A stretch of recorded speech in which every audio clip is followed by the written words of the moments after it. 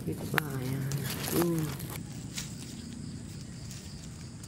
Hi guys! Nandito na naman ako at nagbabalik. Ngayon pala ay nandito ako sa Kawayanan at hindi ko alam kung bakit malabo ang camera ko. Nabagsak kasi kahapon. Kaya nabasag yung cellphone ko guys. At yun nga guys, nandito ako kasama ko mga aso ko at si papa ko dahil naghahanap kami dito ng uungkado sa ilalim ng Kawayanan. Kabuting kuyog nga pala ang tawag dito ng mga kapangpangan. At yun nga guys, ang tinik-tinik dito at madamo. Pero pinasok ko pa rin para naman daw may mabidyo. At hindi pa ako nakasuklay dyan dahil kagigising ko palang pumunta na ako agad dito guys. Tinawag kasi ako ni papa ko pero hindi niya pala ako tinawag. Sumama lang ako agad. Tinanong ko lang pala kung saan siya pupunta pero sabi niya kukuha daw ng uong. Kaya yun dali-dali na akong sumama guys. At nandito na nga guys, meron namang kaunti ditong tumubo. Baka bukas pa yung marami. Uunggado nga palang tawag ng Ilocano dito guys. Pero ang ibig sabihin ng uunggado ay madami. Pero bakit kaunti lang tumubo?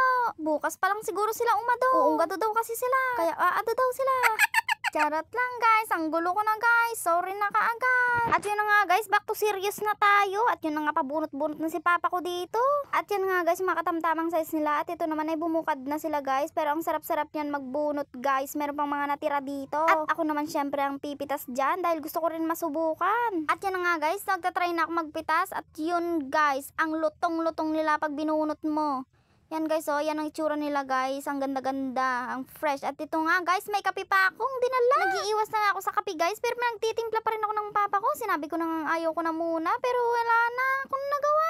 At yan na nga guys, kukunin ko pa yung iba dahil ito, yan guys, kitang-kita naman kung paano kalutong nila bunutin. Kung maririnig yun ang tunog na ganito guys. Ganon guys. At ito nga guys, ang nakuha namin guys. Yan, medyo konti pa lang yan guys. Pero mamaya maghahanap pa kami ulit. Yan guys, ito guys yung katumbol yung sinasabi nila. Pero medyo bukad na yan. At lalagay ko na dito sa O-Save. Dahil para kunyari galing kami sa O-Save. Charot lang. O yan guys, nalagay ko na. Yan, nakita ko naman. Yan, si papa ko guys naghahanap-hanap pa. Kahit matinik yan. Ay, natinik pa ako guys. Yan na. Tingnan mo kahaba ng tinik. Ay nako, itong uunggado kasi papahirapan pa. At saka guys, itong uunggado na to guys, minsan-minsan lang nagpapakita yan sa tao guys. Dapat guys, kapag naghahanap pa ng uunggado, matalas yung mata mo dahil madalang lang silang papakita. Mahilig silang magtago guys at kakulay nila kasi yung lupa lalo na pag hindi pa sila nakabukad. At yun na nga guys, umalis na ako sa pwesto namin na yan at naghanap na naman ako dito at meron naman ako nakitang kaunti. At syempre dapat kahit kaunti masaya dahil madalang lang silang nagpapakita at minsan lang sila tumutubo sa isang taon guys. Sa susunod naman guys, magbibideo na naman ako kung paano lutuin yung mga ganitong mushroom guys. At ito nga guys, paparinig ko sa inyo kung gaano sila kalutong kunin.